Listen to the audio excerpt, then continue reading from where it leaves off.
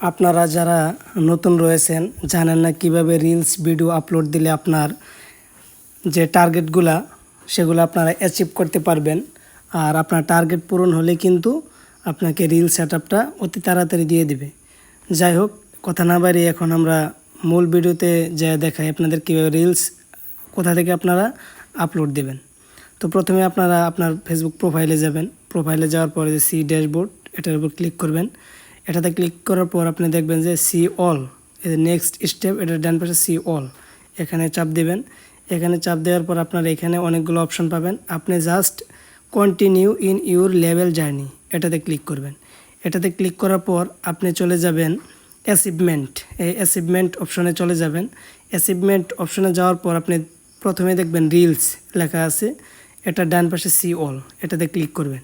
এটাতে ক্লিক করার পর আপনি দেখবেন এখানে 1K 2K 3K তিনটা অপশন আছে। এখান থেকে যেমন আমি 1K এটা ফিল আপ করে নিয়েছি, এখন 2K আর 3K এটা দেখেন সাদা হয়ে আছে।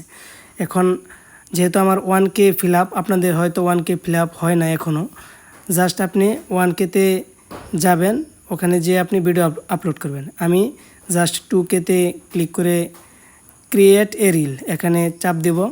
এখানে যাওয়ার পর আমি যে কোনো একটা ভিডিও সিলেক্ট করে নেব।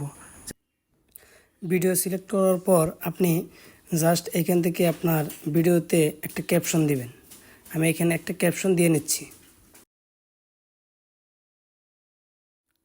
ক্যাপশন দেওয়া হয়ে গেলে আপনি এখান থেকে যে কোনো একটা ইফেক্ট সিলেক্ট করে নিতে পারেন যাতে আপনার ভিডিওটা ক্লিয়ার হয়। ইফেক্ট দেওয়ার পর আপনি জাস্ট নেক্সট দিয়ে দেবেন। নেক্সট দেওয়ার পর এখানে আপনি টাইটেল দিবেন। টাইটেল দেওয়ার পর আপনি হ্যাশট্যাগ ইউজ করবেন। তো বন্ধুরা, এইভাবে আপনারা সঠিক নিয়মে রিলস ভিডিও আপলোড করবেন। ধন্যবাদ।